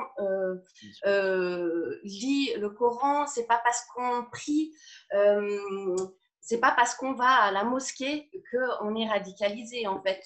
Est-ce qu'on demande à un chrétien s'il va à l'église, si parce qu'il va à l'église, si parce qu'il lit la Bible, il est radicalisé? Je ne suis pas certaine. C'est simplement que voilà, on n'a pas la même manière de prier, mais je crois qu'on est assez d'accord pour dire que on demande tous la même chose à Dieu, de protéger nos enfants, de nous protéger dans la maladie, de nous pardonner de nos péchés. Finalement, c'est la même chose. Est-ce que vous ne pensez pas qu'il faudrait revoir ces critères de radicalisation? Ça, c'est la première chose. Ensuite, vous parlez d'éduquer. Mais est-ce que vous ne pensez pas qu'avant d'éduquer sur la laïcité, il faut peut-être inculquer la différence, ce qu'est la différence, parce que aujourd'hui, on a ce gouvernement, ces politiques, ces médias qui attisent cette peur, voilà, par peur de la différence, de la méconnaissance. Et puis, la dernière, effectivement, question, vous parlez d'appartenance. et de cette mixité sociale. Est-ce que vous pensez qu'elle a déjà commencé? Effectivement, j'ai grandi dans un quartier donc, qui s'appelle, on a 3 quartiers qui sont, dont on entend assez régulièrement parler à Albertville, qui sont la Contamine, les 3 Tours et le Champ de Mars. Je vous prie de croire que le Champ de Mars, c'est pas la même réputation que celui à Paris. Même si je me suis vraiment épanouie, où j'ai forgé mon esprit, j'ai forgé mon caractère. Mais est-ce que vous pensez que cette mixité, elle doit passer? Bien sûr qu'elle passe par le fait qu'il faudrait commencer par ne plus isoler ces populations dans les quartiers, mais elle doit aussi s'opérer au sein des gouvernements en assurant une diversité, une inclusion, parce que cette diversité, je la retrouve ni chez nos élus, ni dans les politiques, ni au sein des entreprises, etc. Oui, bien sûr. Alors, sur la première chose, évidemment que, alors je ne connais pas l'affaire en question, mais quoi qu'il en soit, de manière générale, évidemment qu'il faut absolument former les acteurs de terrain à la prévention de la radicalisation pour que, évidemment, je le répète, ils ne signalent ou ne s'inquiètent que lorsqu'il y a des critères sérieux de radicalisation, et ces critères, ils sont cumulatifs. Donc, il est évident que quelqu'un qui va à la mosquée ou qui porte le voile ou une barbe, ce n'est pas quelqu'un qui sera forcément radicalisé. Ça n'a aucun sens. Et il ne faut pas aller dans cet excès-là, parce que sinon, évidemment, qui plus est, outre que c'est discriminant et tout à fait insupportable pour les personnes concernées qui se sentent stigmatisées sans raison. C'est de toute façon en plus totalement contre-productif, puisque ça alimenterait le discours des endoctrineurs qui considèrent que le discours victimaire, si vous voulez, des endoctrineurs qui évidemment, pour recruter, diront que toute personne de confession musulmane est discriminée en France. Donc évidemment que là-dessus, vous avez raison, il faut être très vigilant et ne pas commencer à lancer une police de la peur qui ferait et un sentiment de suspicion généralisée qui serait totalement contre-productif et qui n'aiderait sûrement pas à la cohésion nationale, bien au contraire, puisque ça renforcerait aussi le repli des Français de confession musulmane et qui se sentiraient du coup mis à l'index, pointés du doigt simplement parce que ils croient et ils ont parfaitement le droit de croire, ils ont même parfaitement le droit de pratiquer leur croyance, et même quelque chose que leur garantit la laïcité.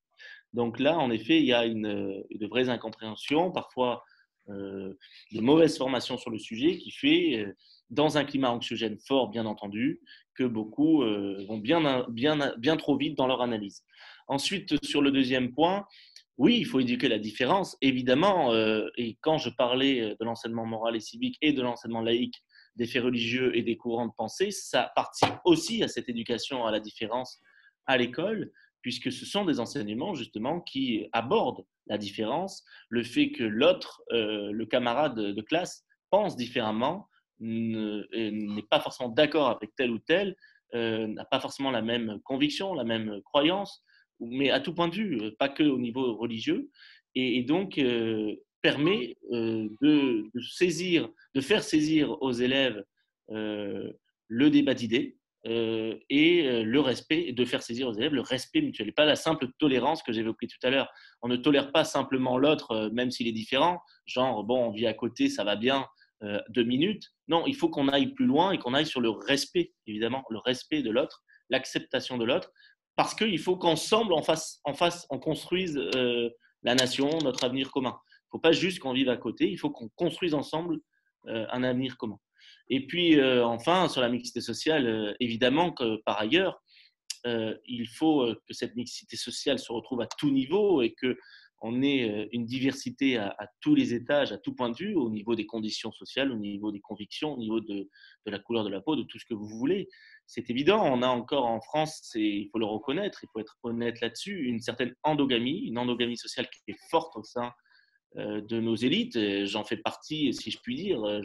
Je travaille avec, en effet, je suis dans un milieu privilégié, et puis je travaille au sein d'instances étatiques ou gouvernementales où effectivement il y a une endogamie sociale qui est un vrai problème. On doit évidemment s'assurer que tout le monde, comment dirais-je, connaît le monde qu'il est censé représenter.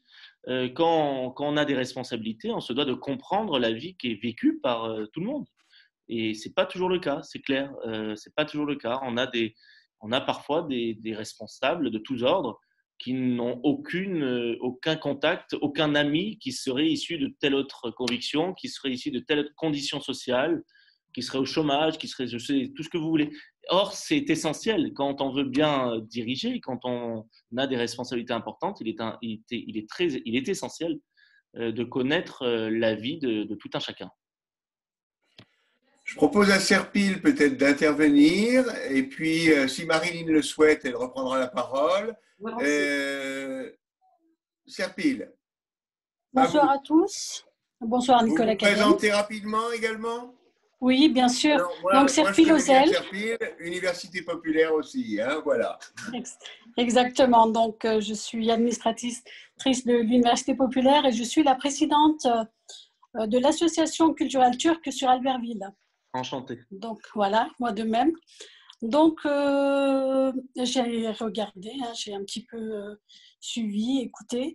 Alors je ne sais pas si c'est des questions, mais c'est des questionnements en tout cas. Donc aujourd'hui, on parle beaucoup de laïcité en France, hein, à toutes les sauces, mais toutes les vacances scolaires sont sur les périodes de fêtes catholiques. Donc voilà. Après, quand c'est la période du Ramadan, c'est quand même très très compliqué parce que les enfants se couchent tard et puis ça pose problème à l'école. Et enfin voilà. Donc je pense qu'on n'a pas la même égalité pour tous. Alors, vous disiez aussi, donc parliez de droits, que tout le monde avait les mêmes droits dans la laïcité. Oui, sans doute, hein, moi je suis tout à fait d'accord avec vous. Mais on va dire qu'une femme qui est voilée trouve difficilement du travail, même si elle est française en France, sauf pour faire du ménage ou d'autres choses. Donc c'est très très compliqué. Les mêmes droits aussi ne sont pas valables pour des gens qui ont des prénoms avec des consonances étrangères. Ils ont beaucoup plus de mal à trouver du travail aussi.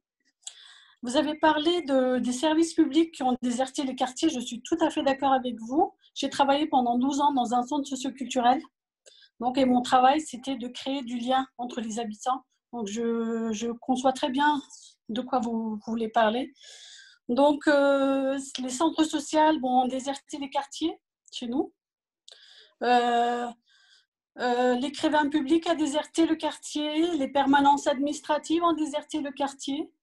Dans des quartiers où les gens ont du mal à maîtriser le français, où ils ont du mal à maîtriser l'outil informatique, donc ils sont quand même très très lésinés par rapport à ce genre de choses. Et je n'ai pas l'impression qu'il y ait une réelle politique d'État par rapport à ça et par rapport à ce que ça change. Vous avez parlé des lieux de rencontre. Eh bien, il n'y en a pas. Moi, je vous parle de ma ville, quoi. Il n'y en a pas. L'Université populaire, le groupe de réflexion républicain, enfin, il y a certaines associations qui essayent de faire le grand bivouac aussi, mais ce n'est pas forcément dit que ce sont le plus nos concitoyens qui viennent. On a beaucoup de monde, mais beaucoup de monde qui viennent d'ailleurs. On a du mal quand même à faire participer les Albertvillois voilà, qui sont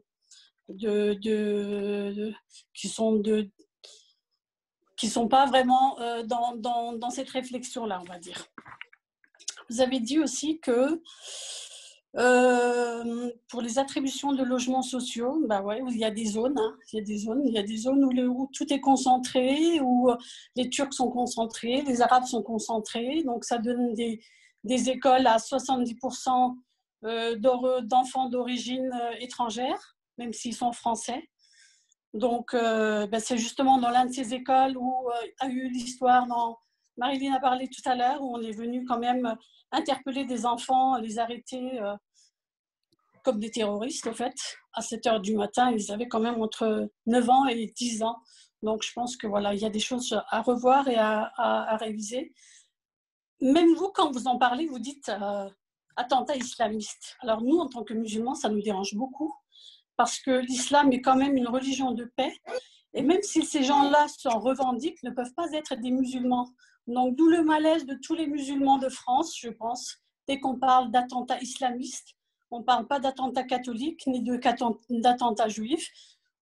Alors, quand c'est des gens qui ne sont pas musulmans, c'est des traqués. Mais s'il a le malheur d'être de confession musulmane, tout de suite, c'est un attentat islamiste. Et ça nous dérange énormément. Je pense que là, je me fais le porte-parole de tous les gens de confession musulmane en France. Et qu'est-ce qui m'avait aussi interpellée? Donc, c'est à peu près tout. J'avais pris des notes. Hein. Je m'excuse, je regarde. Non, mais c'est parfait. Tu sais, tu peux peut-être laisser Nicolas Oui, voilà. réagir à ton propos.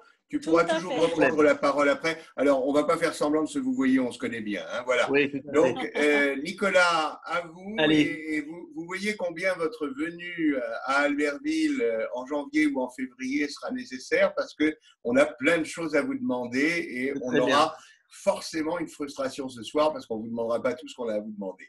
À vous. C'est très bien, c'est bien normal.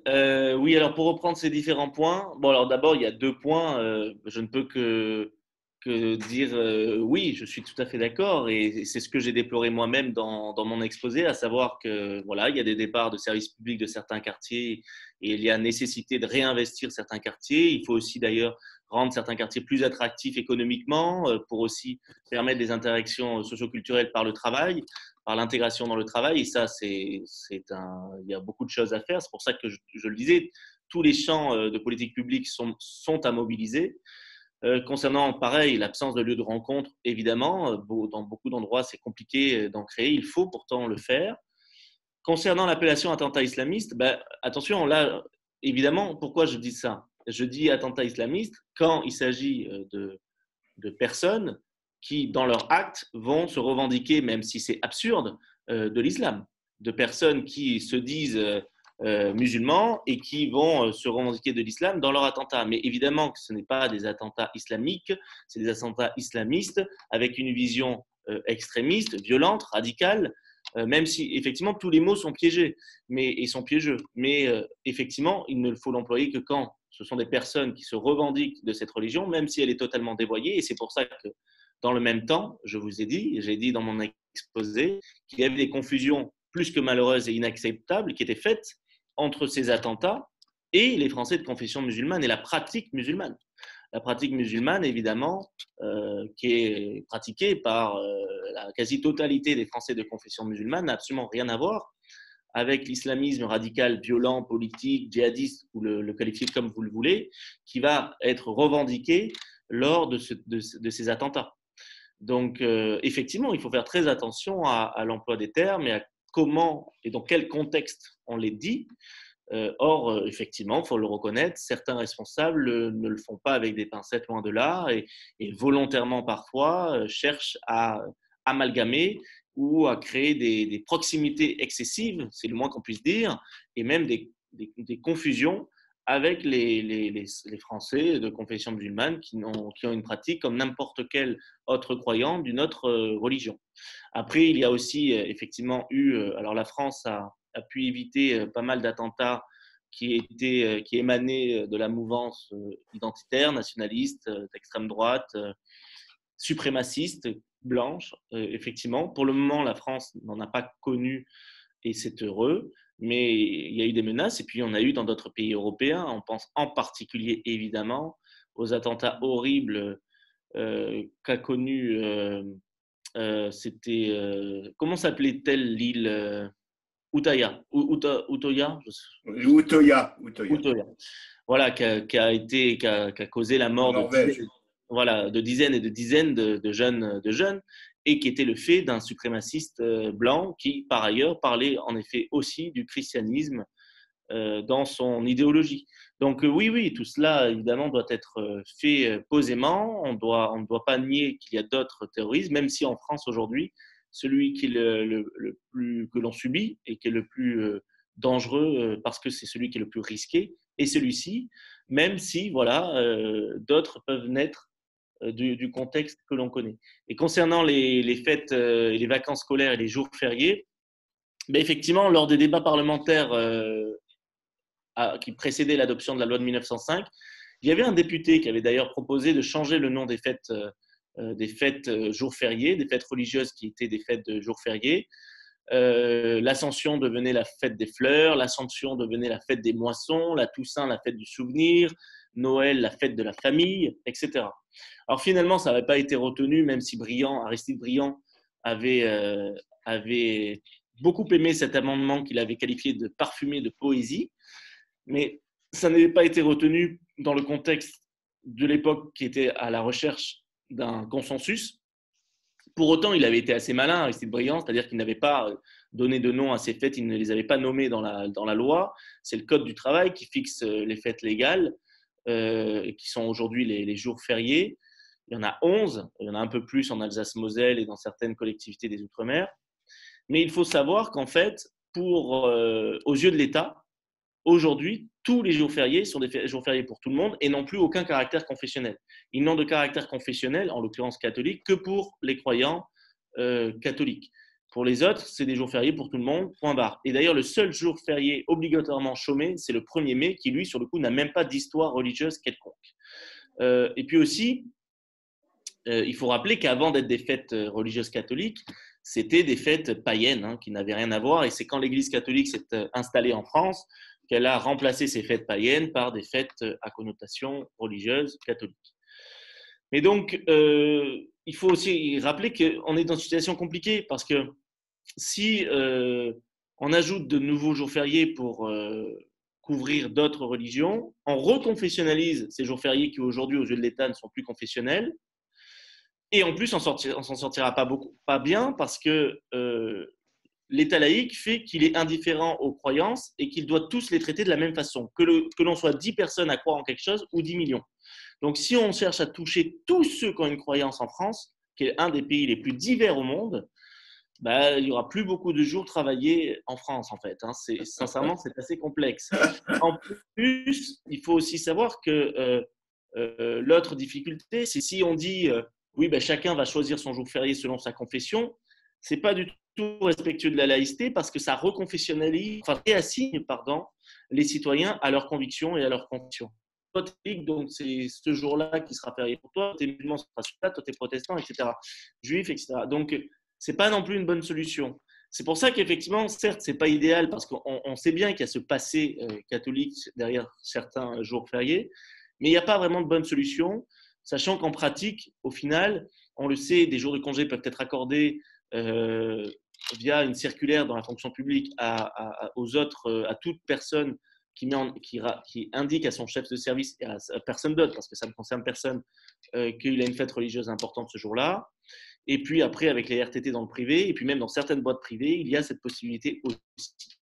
Donc, ce n'est peut-être pas idéal en raison de l'histoire qui est la nôtre, parce que de fait, l'Église catholique a une empreinte forte sur l'histoire de France. Je ne crois pas qu'il y ait de solution autre qui soit vraiment idéale non plus.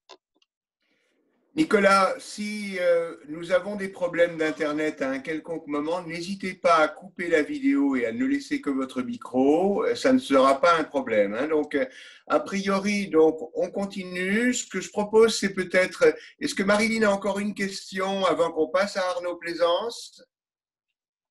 Volontiers, vous avez fait mention de ces nombreux États, nombreux différents États laïques, où on n'a pas vraiment cette même définition, mais à quand une laïcité européenne? Alors effectivement, je ne suis pas sûr qu'on ait une commune dans toute l'Europe, mais néanmoins, il y a une tendance au sein de l'Union européenne en tout cas, qui est quasi équivalente, qui fait qu'on a un modèle, certes avec des spécificités propres à chaque pays et à leur histoire, mais qui est quand même très proche les uns des autres. Comme je le disais, le modèle majoritaire en Europe, c'est plutôt le modèle collaboratiste, avec les principaux cultes qui vont pouvoir être aidés dans ces pays, qui vont pouvoir être aidés par l'État. Mais néanmoins, sur l'essentiel, on est dans un modèle commun. C'est-à-dire que sur l'essentiel, tous les États de l'Union européenne, désormais, respectent et garantissent la liberté de conscience, de croire ou de ne pas croire pour tout le monde. Et même lorsqu'il y a des cultes reconnus, garantissent l'égalité de tous les citoyens, quelles que soient leurs convictions, devant la loi, devant l'État. Après, il y aura toujours des spécificités avec effectivement des organisations religieuses qui sont les principales dans certains pays, qui seront toujours favorisées par rapport à des organisations religieuses très minoritaires. Alors qu'en France, l'État n'en subventionne et n'en salarie aucune, et du coup, personne n'est favorisé ou défavorisé. Et ça va être très compliqué de revenir dessus, parce que c'est vraiment propre à certaines histoires singulières de certains pays. Après, il y avait des difficultés, il y avait des vraies différences avec l'Angleterre qui rendaient possible, sur certaines affaires d'ordre matrimonial ou familial, des droits distincts selon la religion. Ça, c'est impossible dans la quasi-totalité des autres pays de l'Union européenne. Et bon, maintenant que le Royaume-Uni sort de l'Union européenne, à vrai dire, pour ce qui est de l'Union européenne, on aura une certaine communauté. C'était un peu le cas en Grèce, avec aussi l'inscription sur la carte d'identité jusqu'à assez peu longtemps de la religion et des droits qui pouvaient être distincts. C'est de moins en moins le cas, c'est quasiment plus du tout le cas en Grèce sous pression de l'Union européenne. Donc il y a quand même cette tendance à aller vers quelque chose qui, dans les faits, est très proche dans les faits, même si, d'ailleurs, même en France, on a des diversités, hein, puisqu'on a le régime concordataire en Alsace-Moselle ou d'autres régimes dans certaines collectivités des Outre-mer. Mais dans les faits, on a cette reconnaissance de la liberté de conscience, de croyance, cette égalité des citoyens devant l'État. Mais concernant la séparation, c'est vrai que tous les États de l'Union européenne ne sont pas du tout encore sur cette séparation stricte de l'État et des religions. Ça, c'est quand même assez propre à la France. Le Luxembourg est de plus en plus là-dessus, mais pas totalement. L'Albanie, sur le coup, est là-dessus, mais encore l'Union européenne. Voilà, mais il y a quand même une tendance qui va vers cela, mais il y aura toujours des spécificités. D'accord. Je me permets une dernière question et ensuite je laisse la parole. On parlait tout à l'heure d'éduquer, d'inculquer la différence, d'inculquer la laïcité aux enfants. Et j'ai envie de dire, est-ce qu'on abandonne quand même les parents? C'est-à-dire qu'aujourd'hui, j'ai le privilège, je pense que c'est un privilège de travailler pour une entreprise qui se veut moderne. Sur un site où se côtoient plus de 50 nationalités et où on continue ce travail de sensibilisation, j'ai envie de dire, puisqu'on fait on a des programmes inclusion, diversité, des programmes être soi-même, se sentir bien, se développer. C'est un peu comme McDonald's, bien comme tu es presque, à quelques exceptions près. Mais voilà, c'est aussi le rôle de l'employeur. En tous les cas, si vous rejoignez une entreprise internationale, voilà, de sensibiliser son personnel à la différence, à ne pas exclure un tel ou tel collaborateur et de reconnaître en fait ces situations qui peuvent exclure certaines personnes. Est-ce que pour autant, je ne suis pas convaincue que ce soit le rôle de toutes les entreprises, la responsabilité de toutes les entreprises. Quelle est la solution pour justement ne pas qu'éduquer les enfants, mais aussi les parents, les adultes, etc. Voilà donc une réponse, et puis après on passera la parole à Arnaud Plaisance. Entendu, merci. Vaste question et c'est complexe. Effectivement, vous avez raison. Bon, je pense qu'effectivement, déjà, il faut davantage associer les parents au niveau de l'école, associer les fédérations de parents d'élèves, qu'il y ait plus de dialogue sur ces questions-là, notamment à l'occasion de la journée de la laïcité, en se servant de l'outil charte de la laïcité, etc. Mais ça suffira pas, ça suffit pas. Déjà, ça touche pas tout le monde, et puis ça suffit pas. Après, il y a de manière générale le fait que tout le monde doit se saisir de cette problématique-là, et notamment, je le disais tout à l'heure, dans les médias, dans les prescripteurs d'opinion, quels qu'ils soient, intellectuels, journalistes, politiques, qui se saisissent de cette problématique-là et abordent cette question de manière naturelle, moins passionnelle, plus fondée sur la raison, qu'on soit moins dans le culte du clash, du buzz permanent, de l'immédiateté. Mais ça, c'est pas simple. Nous, on n'arrête pas d'appeler à la responsabilité tout un tas de prescripteurs d'opinion sans qu'on ait de grandes réussites, parce qu'il y a une logique aussi économique du buzz qui est dangereuse. Donc, parce que malheureusement, ça finit par infuser dans l'opinion, tous ces discours de polémique, tous ces clashs permanents à la télé, à la radio, sur Internet, sur les réseaux sociaux. Donc, c'est pas évident, mais à part rappeler à la responsabilité de chacun et le fait qu'il faut qu'on ait une grande diversité médiatique, plus qu'elle ne l'est. Alors là, sur le coup, il y a aussi tout un travail à faire, aussi, y compris législatif potentiellement. pour assurer une certaine indépendance et une certaine diversité dans les médias. Mais il y a aussi tout ce que vous faites. Ça, sur le coup, c'est l'éducation populaire, les universités populaires, c'est le tissu associatif. Tout le monde doit prendre sa part là-dessus. Vous la prenez, votre part. Et il faut aussi que les responsables à leurs différents niveaux prennent davantage leur part. Merci Nicolas. Pardon, je termine juste que peut-être que l'une des solutions quand même, parce que j'ai lu votre livre, je l'ai trouvé vraiment très bien et je me suis dit que si vous envoyez peut-être un carton à nos gouvernements, il y aurait peut-être plus de débats déjà sur le voile, qui est un signe ostensible et pas ostentatoire. Donc voilà, il y a eu beaucoup cette question de débat de est-ce qu'on permet aux parents qui portent le voile de continuer à accompagner leurs enfants, etc. Donc voilà, je me dis que je comprends pas parce que si on se réfugie finalement juste derrière le cadre juridique légal, en fait, je me dis qu'il ne devrait pas y avoir autant de polémiques. Donc merci pour votre livre en tous les cas. Merci. Et puis, merci pour Alors, le merci. Encore faudrait-il qu'ils le lisent quand on leur envoie. Alors, merci à Marilyn d'ailleurs d'avoir dit ce que, bien évidemment, nous avions l'intention de dire et que nous redirons à la fin. Ça n'est pas parce qu'on entend Nicolas cette fois-ci et qu'on le réentendra à un autre moment en février qu'on peut se priver de lire son livre. Je tiens à signaler qu'il a été commandé par la médiathèque d'Albertville et qu'il est dans les 2 grandes librairies d'Albertville à l'heure actuelle et qu'il se vend comme des petits pains. Voilà. Merci. Donc, alors, le troisième invité à ce débat avec le public, c'est Arnaud Plaisance. Je le présente très brièvement. Arnaud est directeur général des services de la ville d'Albertville et c'est aussi, alors je remercie Arnaud d'avoir accepté de se joindre à nous à ce titre, mais c'est aussi quelqu'un qui connaît des pays qui ne sont pas nécessairement laïcs puisqu'il a en particulier travaillé au Yémen. Donc, Arnaud, la parole est à toi, soit pour des remarques, soit pour des questions.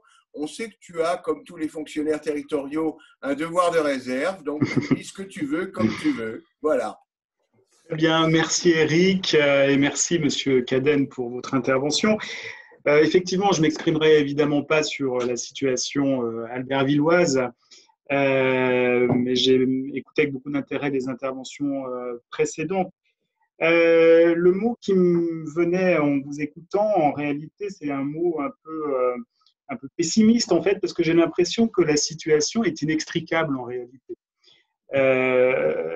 On voit bien que, comme vous le rappeliez, Monsieur Cadenne, les sujets sont complètement mélangés, on est dans l'amalgame constant des mots, terrorisme, radicalisation, séparatisme, communautarisme.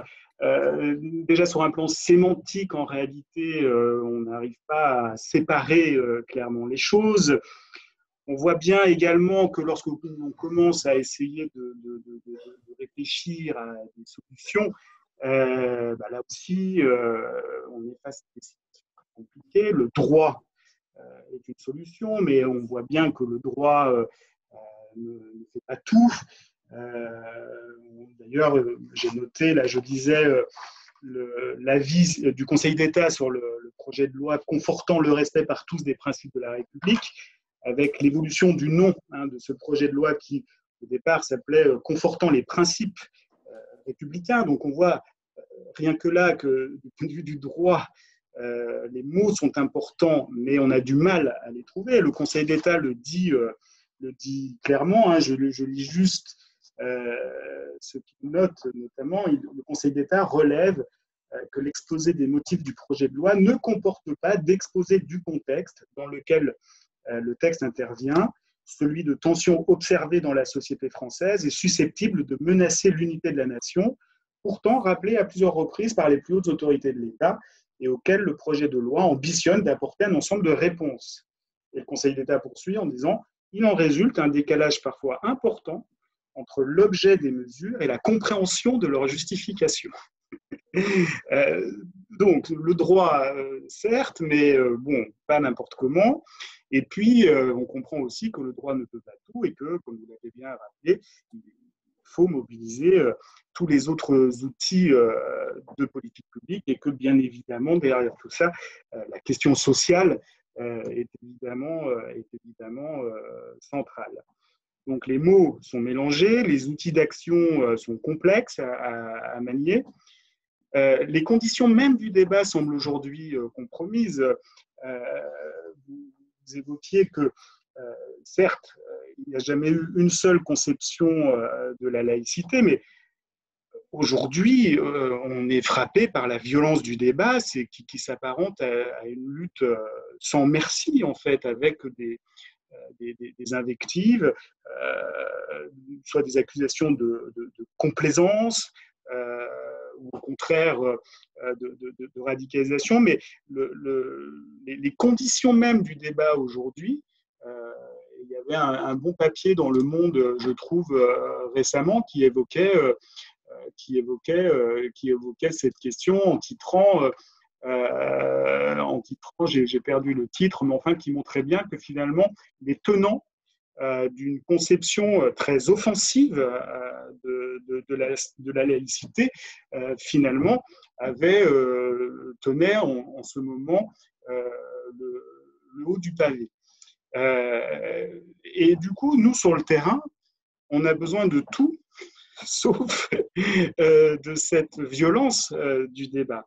Et moi, la seule question que j'ai envie de vous poser, c'est est-ce que vous, à titre presque personnel, je dirais, est-ce que vous croyez encore qu'il y a une place aujourd'hui en France pour la pensée complexe et pour la modération dont nous avons cruellement besoin, parce qu'on voit que dès qu'on est confronté à des sujets qui touchent de très loin à ce dont on débat ce soir, les choses deviennent très vite inflammables et c'est très délicat c'est toujours très difficile d'essayer de réintroduire un peu de pensée et de modération.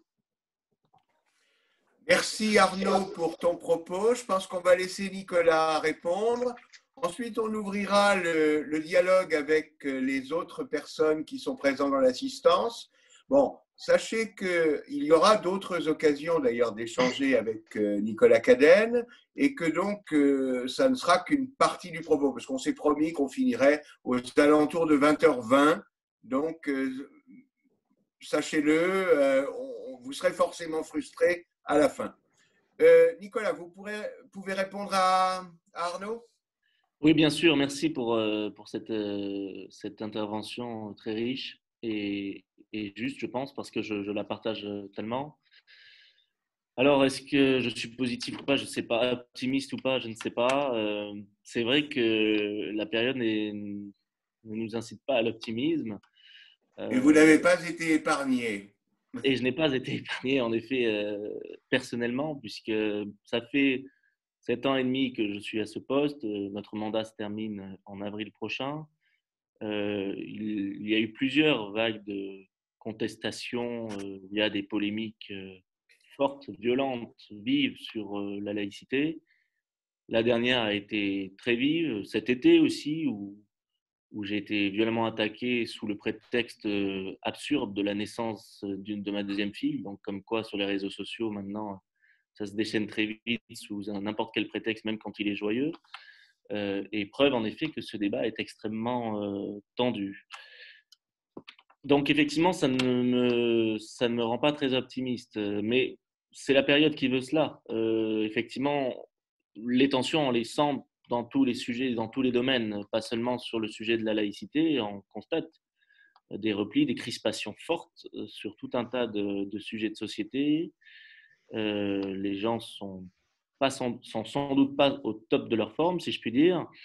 De manière générale, on traverse une crise multiple et ça n'aide pas à prendre du recul sur les choses, à être serein, à être posé. Ça n'aide pas à développer des argumentations, à poser un débat républicain, consensuel. Et la laïcité étant un principe qui renvoie aux convictions intimes de chacun, encore moins peut-être qu'un autre. D'autant plus que la laïcité traitant du rapport avec les religions, ça renvoie à la question de la relation avec l'islam en ce moment, avec toutes les confusions qu'on a évoquées tout à l'heure, avec le contexte des attentats qu'on a évoqués tout à l'heure où tout est mélangé, avec le passé qui n'a toujours pas été digéré, avec le passif colonial qui n'a toujours pas été traité comme il se doit, etc.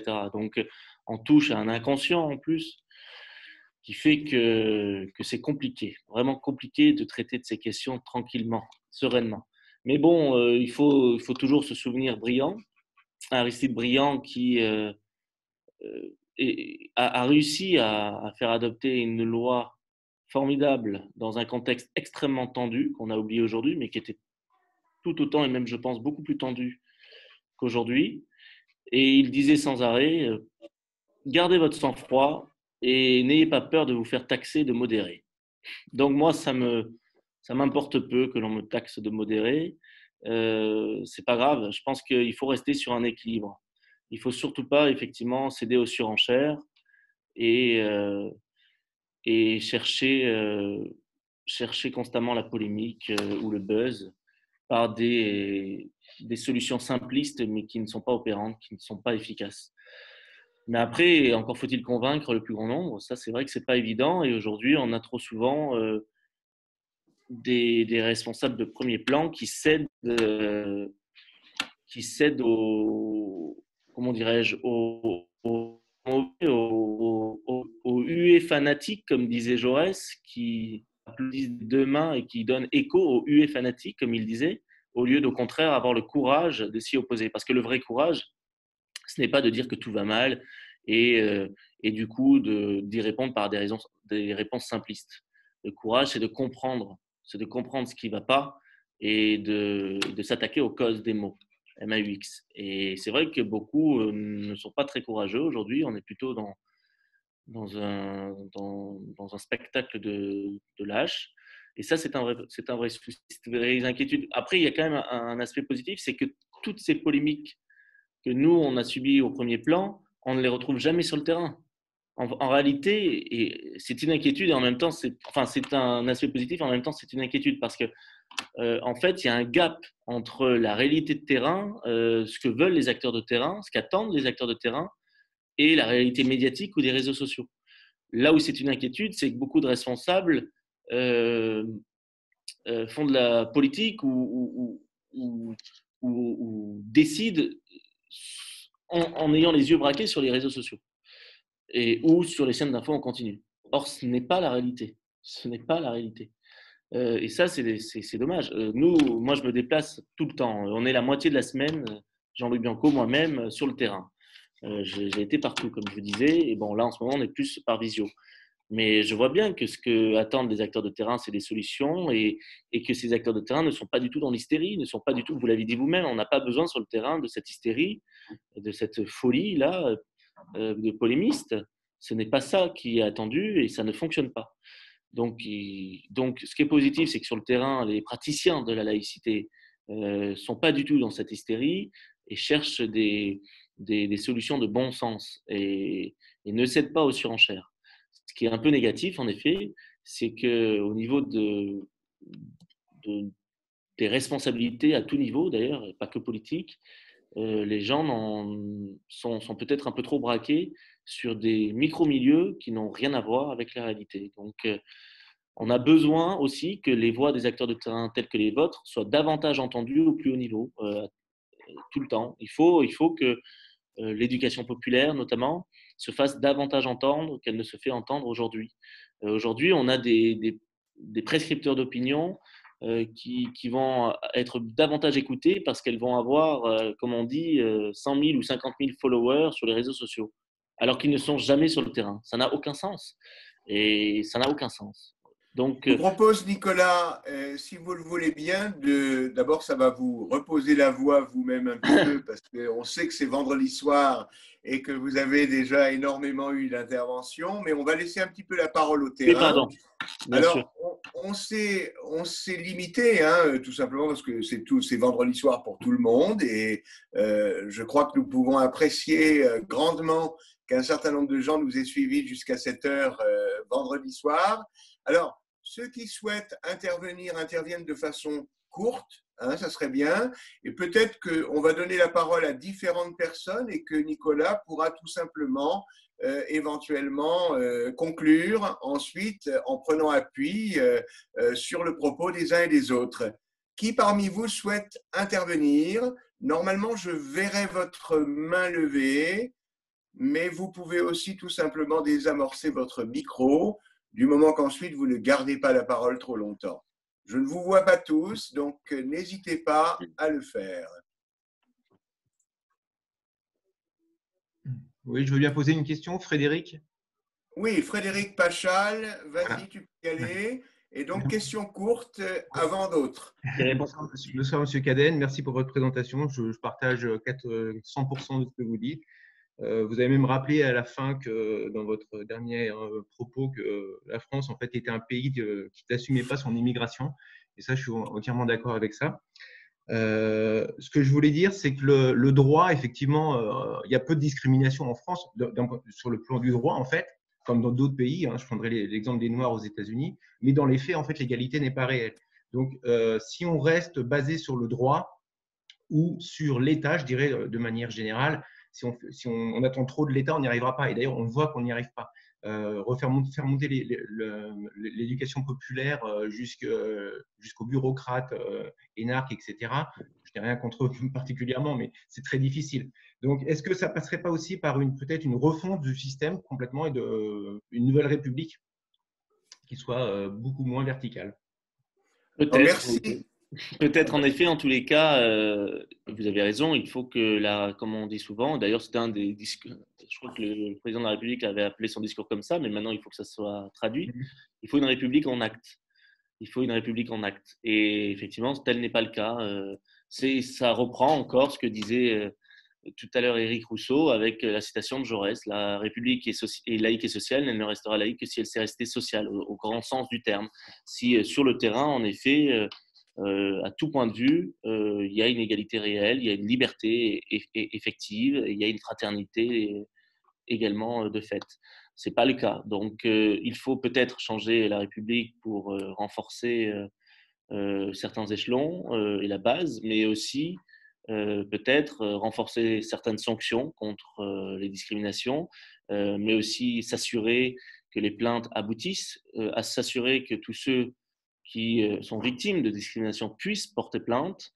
Nous, on a essayé un peu d'aller dans ce sens avec la mobilisation des procureurs dont je vous parlais tout à l'heure. Peut-être donner plus de moyens à l'autorité indépendante qui est celle des défenseurs des droits, même si certains veulent au contraire la remettre en cause, pour effectivement tout faire, en tout cas, pour effectivement s'assurer que la théorie se traduise en actes. D'ailleurs, une petite parenthèse, dans une enquête d'opinion qu'a fait l'Observatoire de la laïcité, les Français ne sont pas dupes, quand on les interroge sur est-ce que la laïcité rassemble en actes et en pratique, ils disent en pratique pardon, et en théorie. En théorie, ils vont dire oui, bien sûr. En pratique, ils vont dire non.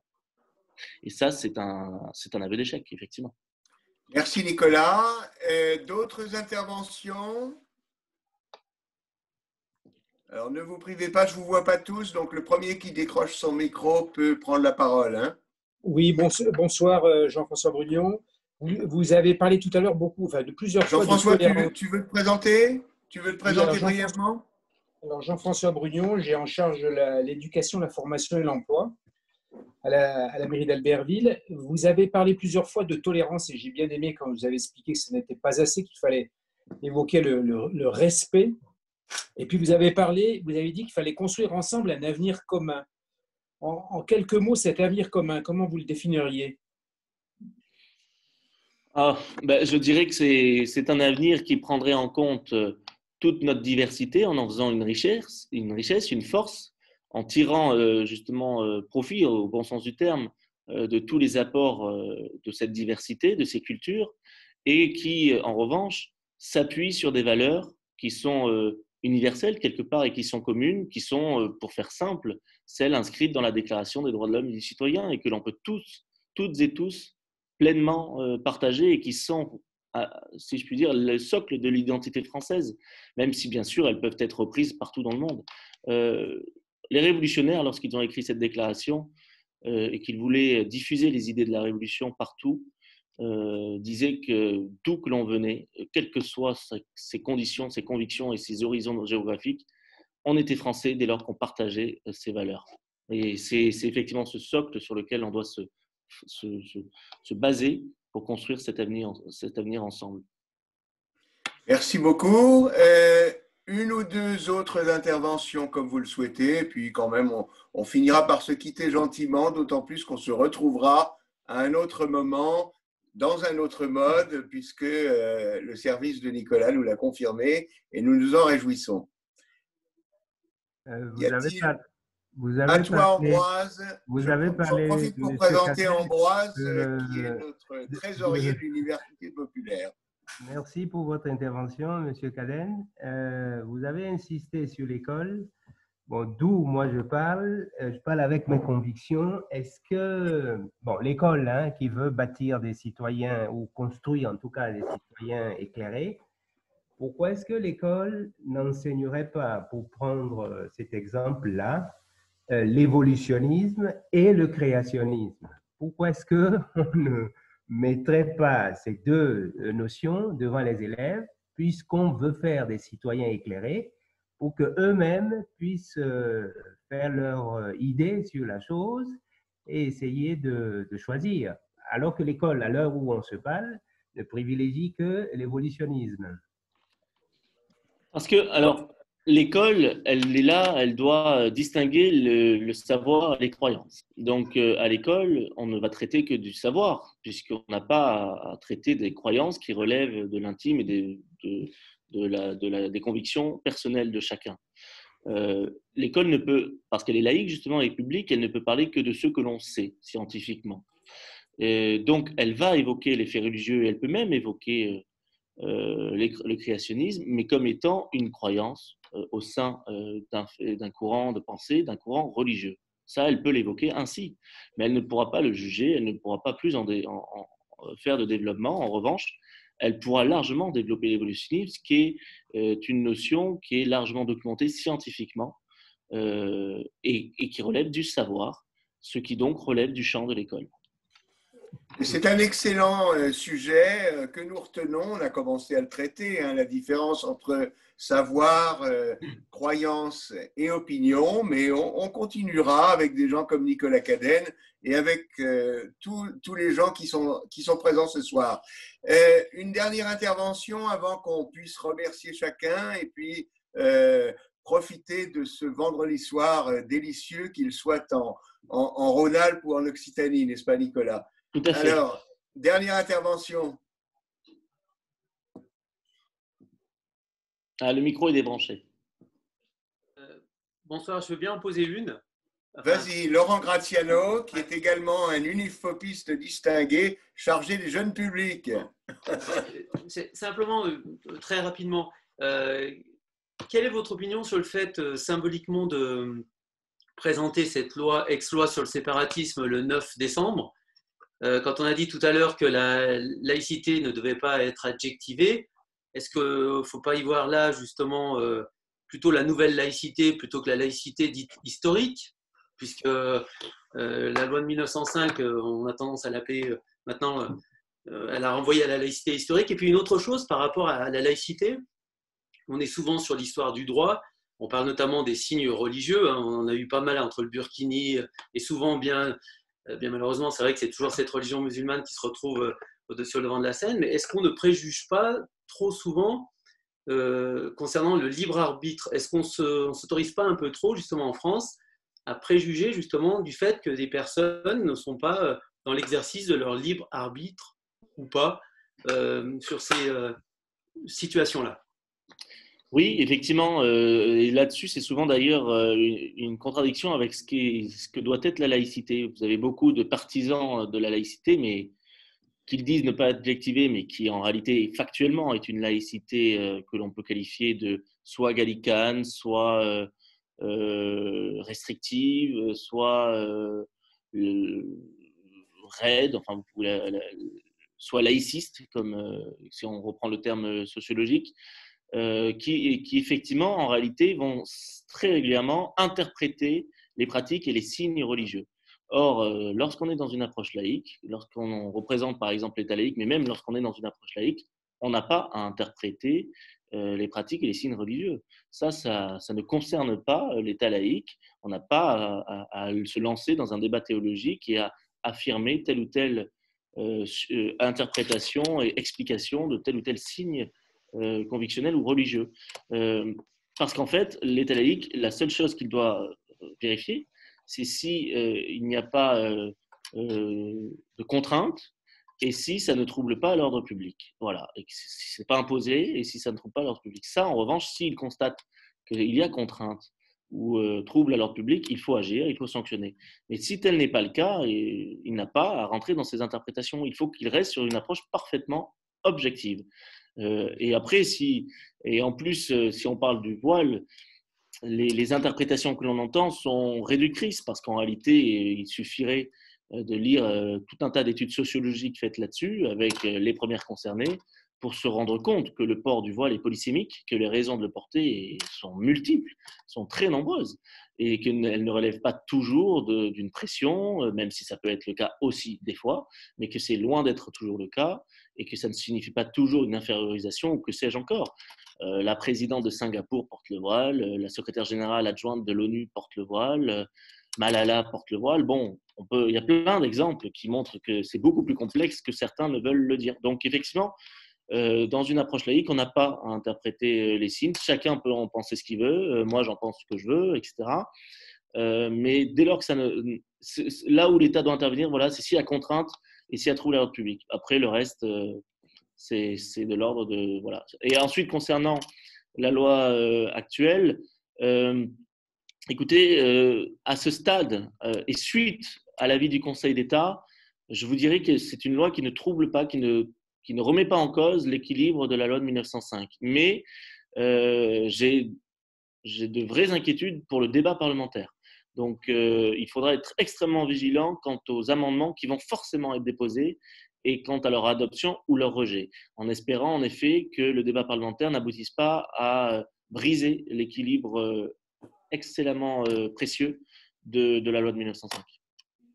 Écoutez, avant de saluer Nicolas et de le remercier très chaleureusement pour son intervention de ce soir, je tenais à dire que bien évidemment, donc, le débat continue. Il y aura de nombreuses ressources qui seront mises à la disposition de chacun sur les différents médias de l'Université populaire, à commencer par les réseaux sociaux, et puis également sur le site Internet. Je remercie Mathieu Leroux d'avoir accepté d'enregistrer cet échange qui, m'a-t-on dit par un certain nombre de SMS tout au long de la soirée, était riche et passionnant. Donc, Nicolas Cadenne, un grand merci. Est-ce qu'on peut encore conseiller donc cette magnifique ressource que nous trouvons et le film de François Hans, La séparation? Est-ce qu'il est acceptable également? Bon, alors on vous le dit à tous, il est libre de droit sur YouTube et c'est un film absolument remarquable, très agréable à voir et qui permet de comprendre la naissance de la loi de 1905. Bonne soirée à tous. Merci. Nicolas, je vous appelle demain. À bientôt. Oui, bonne soirée. Merci. Au revoir.